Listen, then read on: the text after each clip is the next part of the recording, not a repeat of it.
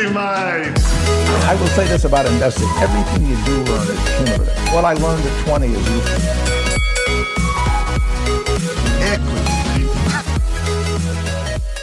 Welcome to another episode of Equity Mates, where we help you understand markets so your 9-to-5 job can go cark it. We break down the world of investing from beginning to dividends so that you can hopefully make some returns. My name's Bryce, and as always, I'm joined by my equity buddy, Ren. How's it going, bro? It's good, Bryce. How are you?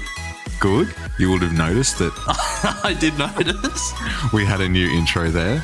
So that one came in from Susie. She hit us up and recommended we help you understand markets so your 9-to-5 job can go cark it. I don't mind it. I don't mind it. I like the sentiment. And yes. Credit to you. You integrated it into the episode a little bit smoother than last time. So. Yeah, it was a bit more seamless. So, look, really loving the fact that our listeners are sending in recommendations for this. It is making my job easy, and it's also quite entertaining. Yeah, this is your one job on the podcast. I know. I'm outsourcing as much as possible. Bryce is actually going to outsource his hosting duties next week. So listeners, hit us up if you want to be my co-host. True. That's actually not bad. So, Ren, today we're going to do a Basics 101. And we're going to be talking about central banks and interest rates. Something that we've spoken about, I guess, a number of times over the last couple of years. But we thought that it is an opportune time to actually sit down and talk about it in a bit of detail, because there's a lot going on in this space, both domestically and right across the globe. And we're in a really interesting time. So, yeah, we thought we'd spend about 30 minutes or so talking all things central banks and interest rates. Yeah, looking forward to it. So, Ren, before we kick off, I have a bit of a correction to make from our lithium episode. You will recall that I asked you a true or false question, which you answered correctly somewhat based on what I asked you at the time, and that was true or false, lithium is the lightest and densest elemental metal. And you answered correct. Now, I need to correct that question. So to clarify, you were wrong. I was wrong, yes. But you were also wrong in saying that I was right. Yes. So need to correct that lithium is the lightest pure elemental metal, but it is the least dense metal as well. It didn't really make sense to have the densest and lightest. So given that everyone listens to us for our geological knowledge, we've probably turned a lot of listeners off by that. Yes. So luckily we're not a mining podcast. For anyone that is interested though, osmium and iridium are the densest metals in the world. So anyway, I hope that I don't have to correct that next week. There you go. So I think was that something a listener reached out? Yeah. So thank you to one of our listeners who hit us up on Twitter for that fact check. We're very open to fact checks, as we know we're all on this journey together and don't always get everything right. But luckily, I got one of the two right there: lightest elemental metal in the world. So let's move on from that, Ren. We're not here to talk about metals. If you want to listen to a mining podcast, we are not the ones. So let's chat central banks, Ren. So why are we talking about central banks and interest rates? Yeah, so there's been a lot of activity in this space recently, and I'm sure if you've been watching the news in Australia, you will have heard that the Reserve Bank of Australia has recently cut interest rates twice. They're down at 1%. And the futures markets look like they're expecting more interest rate cuts to come. So it's quite topical in Australia, and we'll talk about what that all means in a second. But if you look globally, interest rates and central bank activity is really a topic of conversation at the moment. The Federal Reserve in the US have cut their interest rates for the first time since 2008, so since the midst of the global financial crisis. Their interest rates are at 2.25% now. And the European Central Bank, the president of the bank, Mario Draghi, has told politicians to prepare for interest rates cuts and quantitative easing. And we'll talk about what quantitative easing is in a little bit. But it's important to realize that pretty sure the European central bank's interest rates are in the negative already. And so if they're talking about cutting them further, that's a worrying sign. So it's very topical at the moment because interest rates are very low, and that means something. It means a lot. And what we're going to do in this episode is break down what it means, why it's important, and how you should think about it in terms of your investing portfolio. Yeah, I think the European interest rate is flat, I think. So it might be going into negative if they're going to cut. No, I think it's negative 0.4%. Oh, right. Okay. So yeah, Ren, I think let's take a step back, I guess, and quickly address what are central banks though, and what are otherwise sometimes known as the reserve banks, because they're a pretty crucial part of an economy, and understanding their role in the economy is very important, to the point of one of our listeners the other day wanting to understand the basics of economics. This is a very central part to that.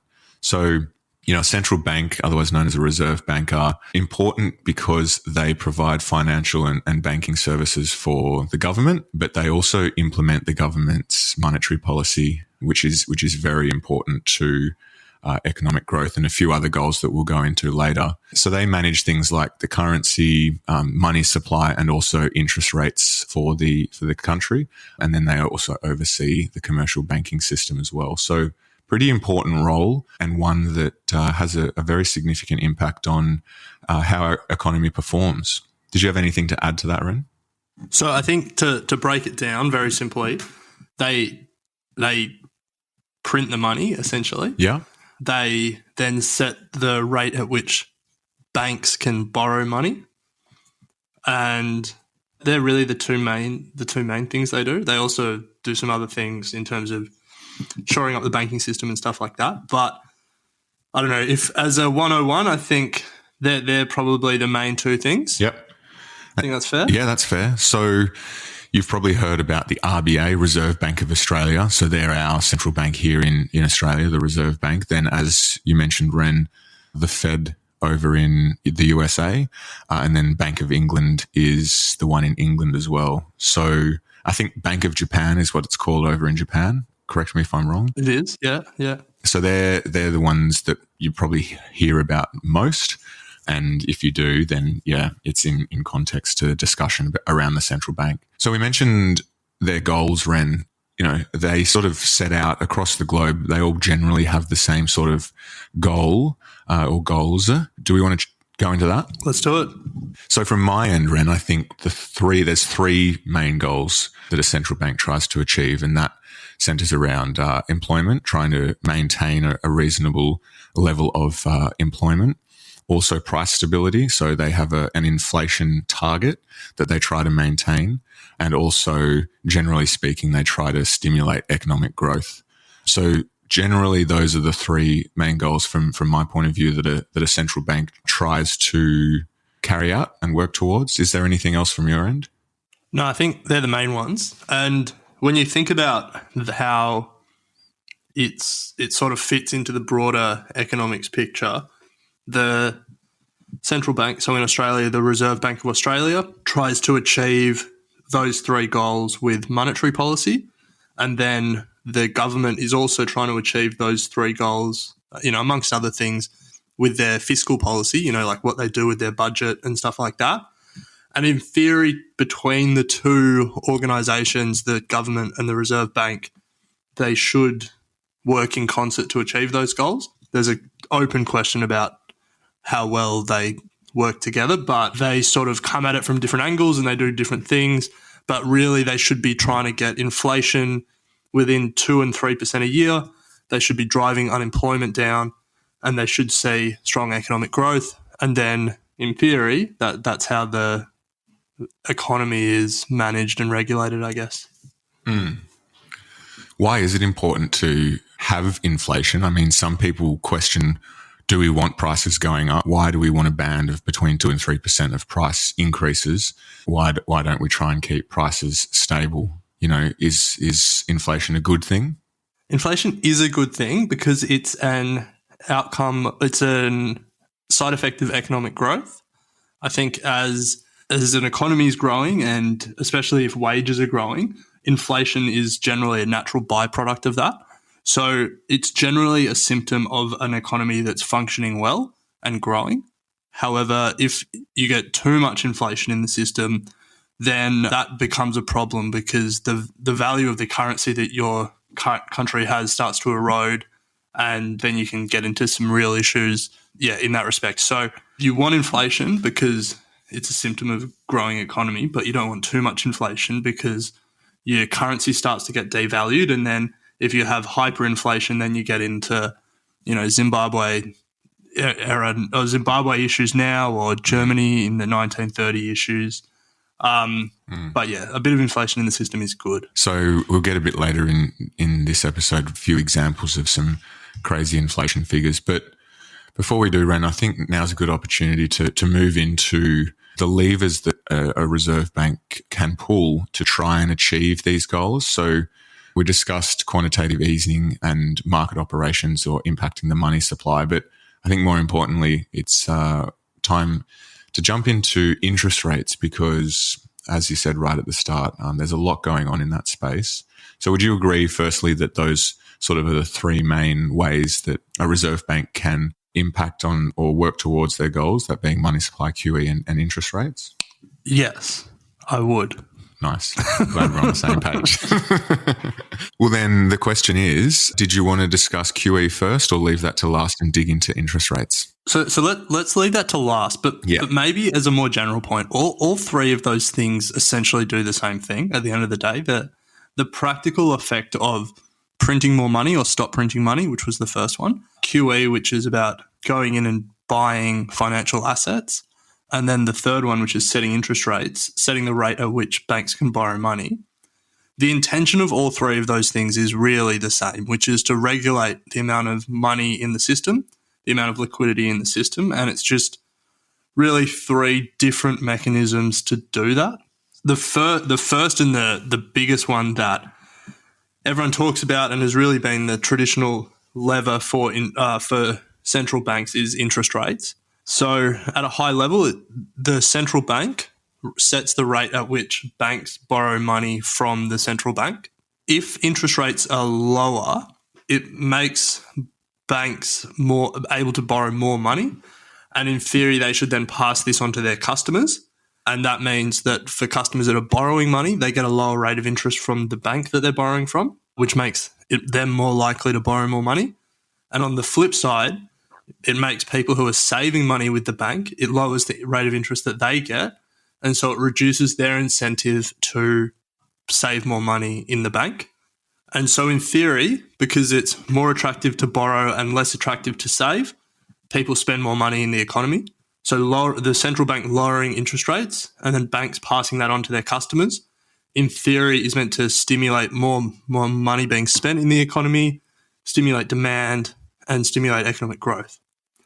On the flip side, if interest rates go up, it makes it more expensive for banks to borrow money from the central bank, which banks then pass on to their customers. So the bank makes it more expensive for their customers to borrow money in the form of loans and mortgages and stuff like that. And they make it more attractive for customers to save money because the interest rates they get on deposits go up. And in theory, that restricts the amount of money in the system because people are saving rather than spending. So in theory, interest rates as a lever are meant to then change customers' behaviours, how much we spend, how much we save. And on a whole economy-wide level, it then is meant to change the level of growth, I guess, that comes out of that. So in theory, it makes sense, Ren, but in reality, do the domestic banks, do they have to pass on the interest rate cut that the Reserve Bank sets, or is it up to them to actually make that change themselves? Yeah, well, that's the big point of controversy recently, that they aren't obligated to pass interest rate cuts or interest rate rises on.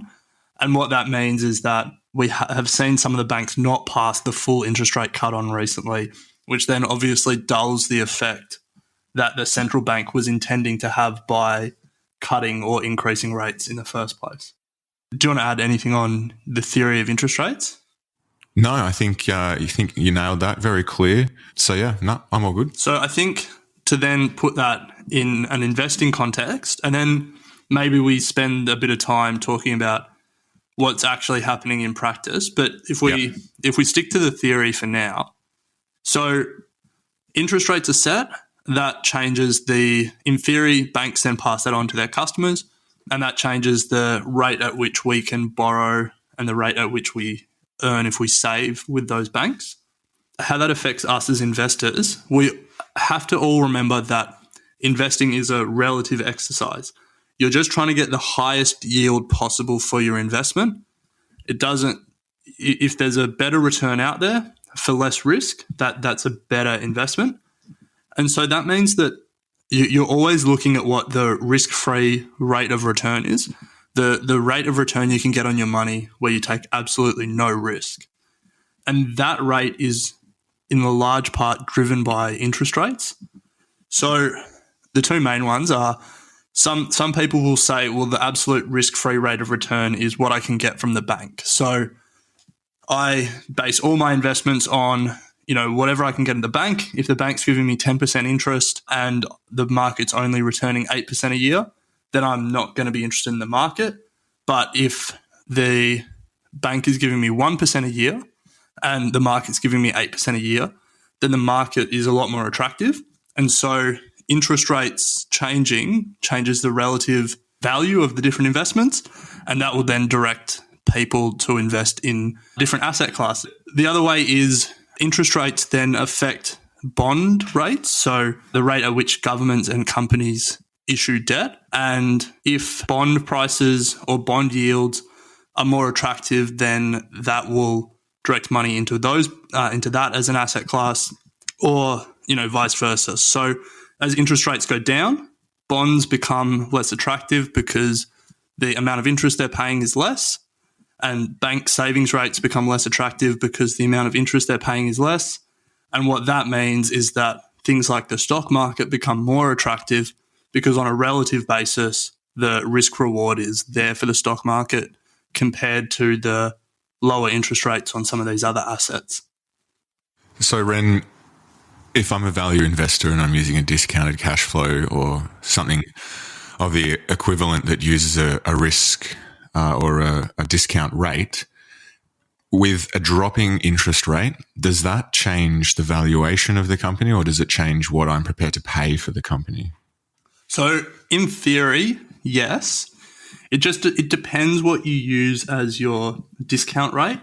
So if you're saying US treasuries, like US government bonds, are your risk-free rate, then as interest rates fall and the rate that you get from those bonds falls as well, then you're discounting it by a lower percentage, and then the value that you're getting increases. So if you're using something like that as your discount rate, then yeah, it would change the valuation.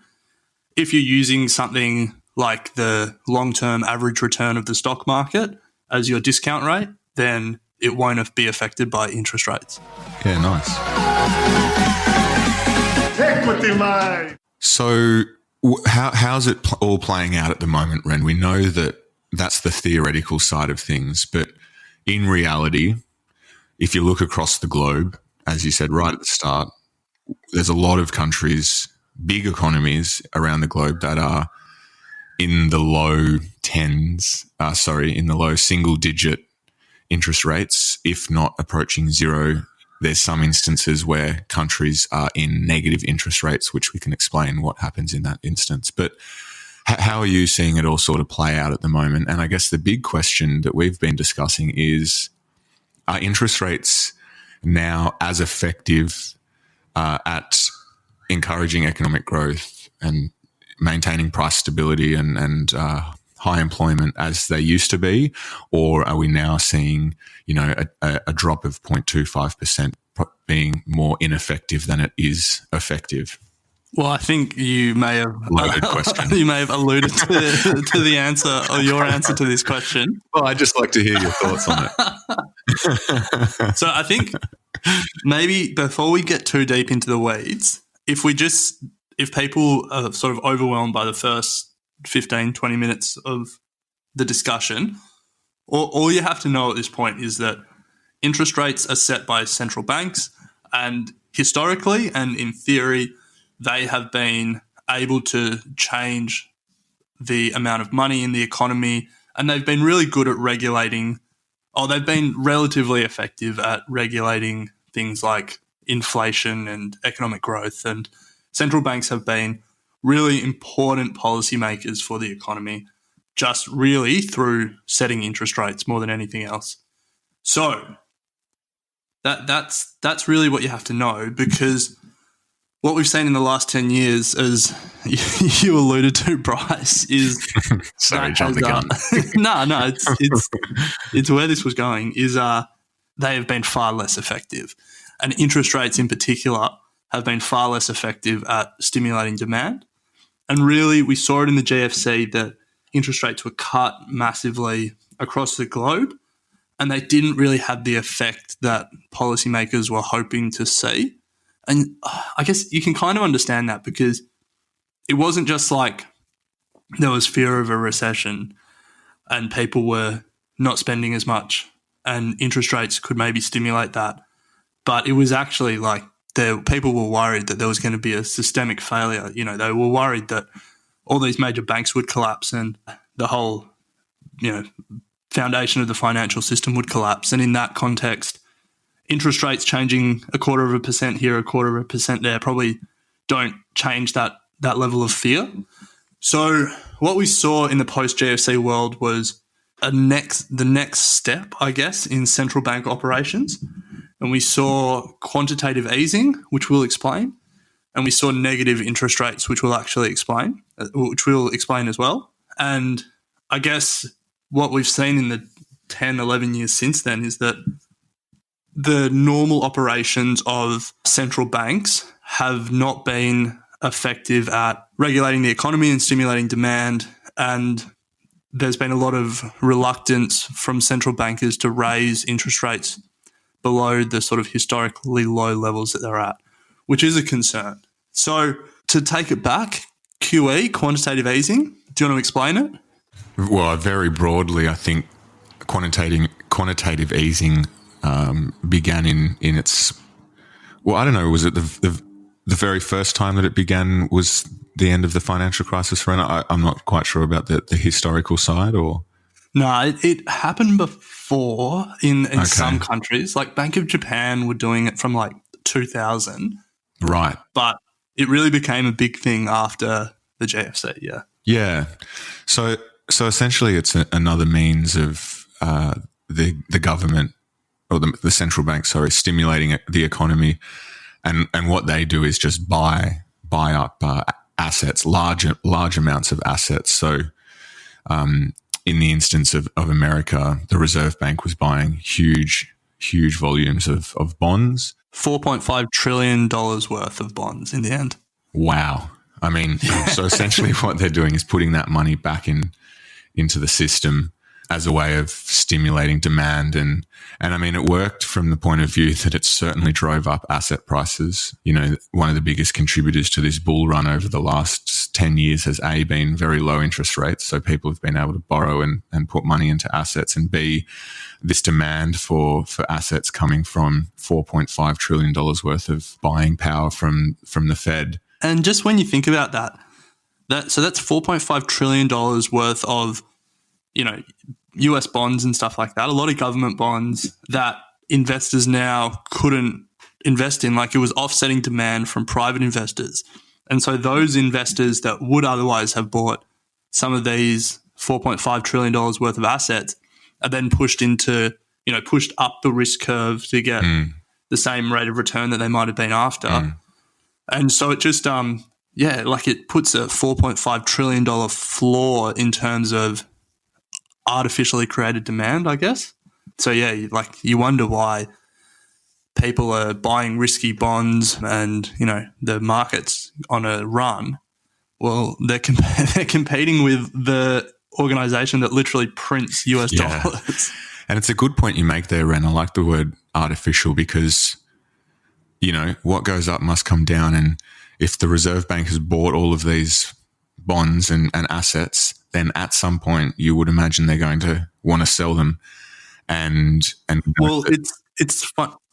It's funny you say that because they actually did try and sell them. But it didn't work out, did it? At their peak.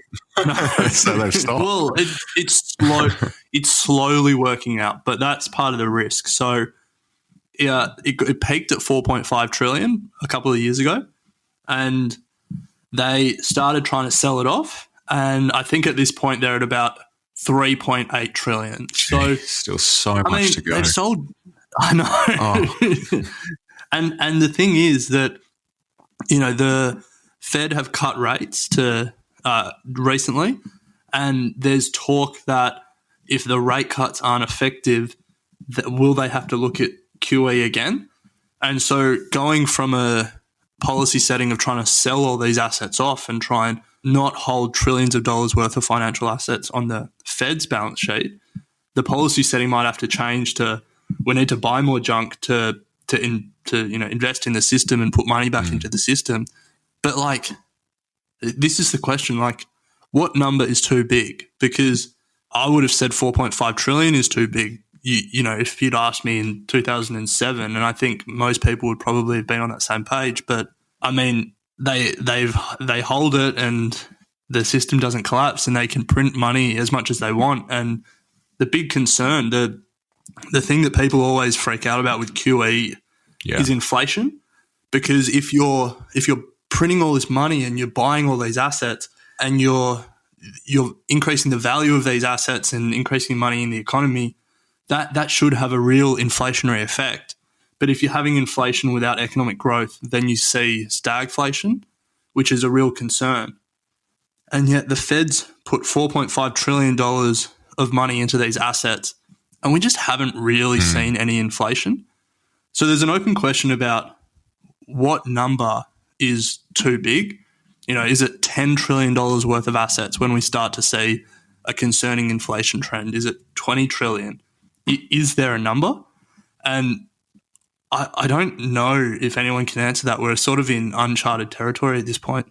On that inflation point, Ren, it's probably a good opportunity to do a bit of a round-the-world tour of where interest rates are at. And recently the US Fed Reserve came out and cut interest rates by 1/4 percentage point, bringing it down to 2.25%. They'd actually been raising interest rates up until that point, which from the point of view of understanding the fact that a reserve bank needs, at least 300 basis points or about 3% to play with to effectively fight a recession, historically speaking, the USA wanted to bring their rates up closer to the 3% mark.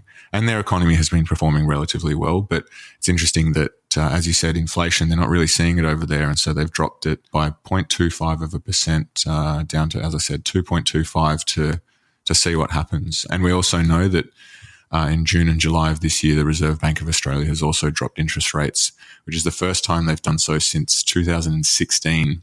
For about, 4 or 5 years, we've been sitting at 1.5%. Then in June this year, they dropped to 1.25, and now we're sitting at 1%. So the Reserve Bank here in Australia are also concerned about our inflation or lack thereof, and also sort of sluggish economic growth and underemployment occurring in our economy at the moment. Maybe a little bit of concern for the housing market as well. Because as you cut rates, in theory, banks pass that on in the form of cheaper mortgages. So let's quickly discuss negative interest rates, and then we'll wrap it up with a couple of fun facts. Unless you have anything major you want to add to the meat of that. No, I think so. That's really that quantitative easing is this sort of new thing in the scale in which we're doing it. And Philip Lowe, the head of the Reserve Bank, has spoken about QE as a policy option. So it probably wouldn't be a surprise if they keep cutting rates and it doesn't work, that Australia does something similar. Hopefully not $4.5 trillion worth, but, it might be something we hear on the news in the coming days or weeks. Very or months. interesting time. Anyway, yeah, I could keep talking. So cut me off. Let's move on to negative rates. All right, negative rates. Well, you wouldn't think, it seems a bit unusual to have a negative interest rate, But as we know, there are a couple of countries in the world that have negative interest rates. None more so, I guess, well known than Japan. So they're sitting at negative 0.1%. So what does this actually mean, Ren, for the economy, and what are they trying to achieve with a negative interest rate? So I think what you said at the start there is really important to stress. This is so counterintuitive. In theory, someone loans money and then interest is paid to the person who loans money as compensation for the risk they wear, the risk that you might default, the person who gets the loan might default. But with negative rates, it flips it around. The lender continues to wear the risk of default, but they also are having their principal reduced because there's a negative rate of interest. So it's counterintuitive and it is strange, but it's what we saw in a post-GFC world. Sweden went to negative rates. The European Central Bank did the same. Japan did the same. And as a result, there's now $9.5 trillion worth of government debt that carries a negative yield. It's a strange situation, but it essentially means that if we put it in, terms of you and I lend you $100 at a negative interest rate, and let's say it's negative 5% annually, that means you only have to pay me back $95 at the end of the year, which for a bank, it doesn't make sense. No. But and the theory is, like, if you're a saver and there's negative interest rates, if you're putting money in the bank, that you're losing money. There's no reason to save.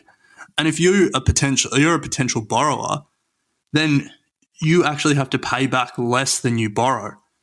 Bryce, if you borrowed that $100 to start your business, you only have to pay me back $95. So why wouldn't you give it a crack and start your business? And, it's meant to incentivize economic activity. And, it doesn't seem like we've really seen it. No, yeah. It's probably a whole episode doing case study of a couple of countries that have been in negative interest rates for a while and the impact that it has had. Because, as you said, in theory, sorry to interrupt, but in theory, because Europe still has negative interest rates, and Deutsche Bank, the big German bank, is just in a world of hurt. And in theory, negative interest rates being negative for so long has been a large part of that. Well, 2 questions for you then, Ren. 2 fun facts.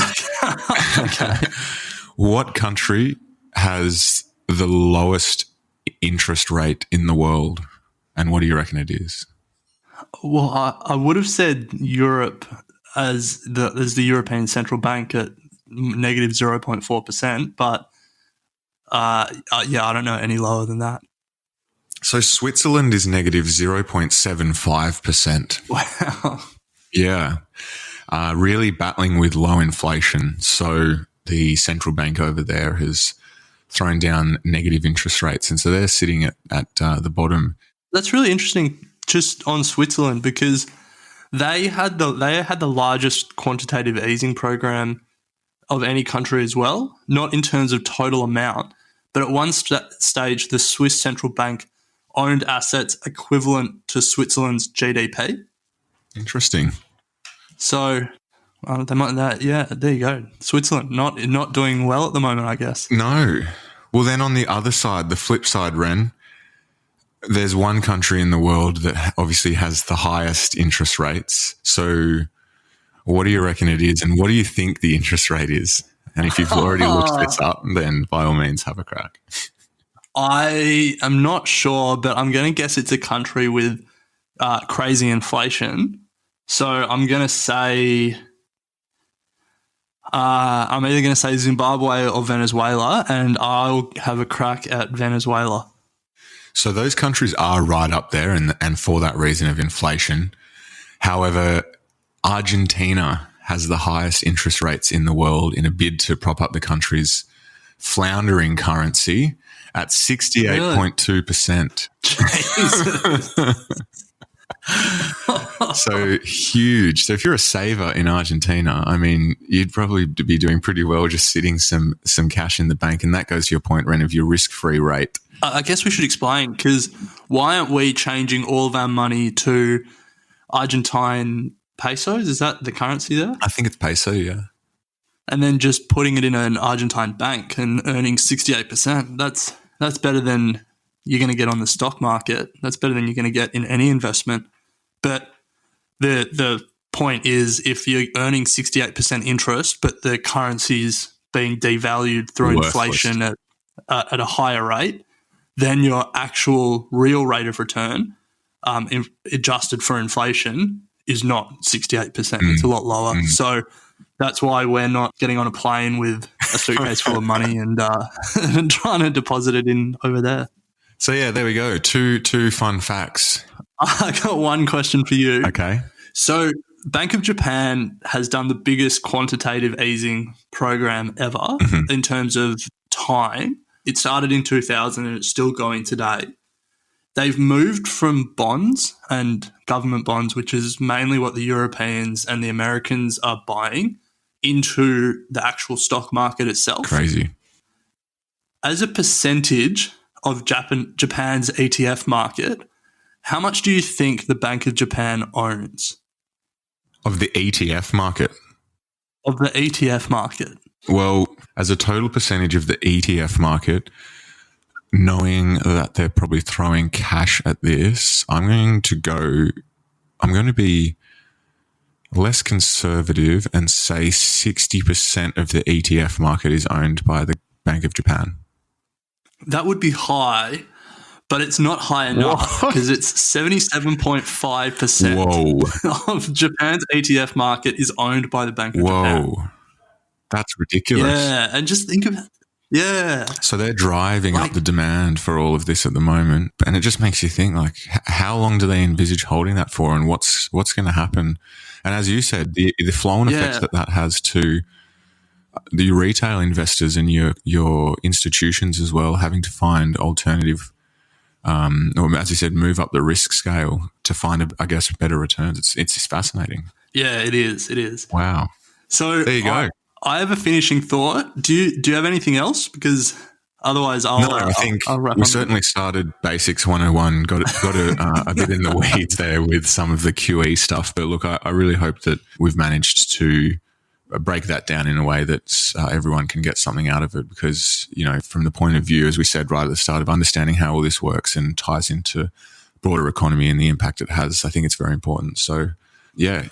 Over to you, Ren. Wrap it up. So, shameless plug for Thought Starters. A few weeks ago, Howard Marks released a memo. Howard Marks is a really big investor in the States, and we featured it in Thought Starters. That's why it's a shameless plug. So if you haven't signed up, you should. But he asked the question in this memo, do central banks avoid recessions, or do they just merely delay them? And is what we're seeing now that central banks will continue to fight recessions and continue to pull as many policy levers as they can until they just run out of powder, essentially. And is what we're seeing now central banks not having avoided the GFC recessions and stuff like that, but just really delayed them in the 10 years since? And are they running out of policy options to continue to delay it? And have they just, built up something that probably was inevitable? Pretty somber thought to end it on, but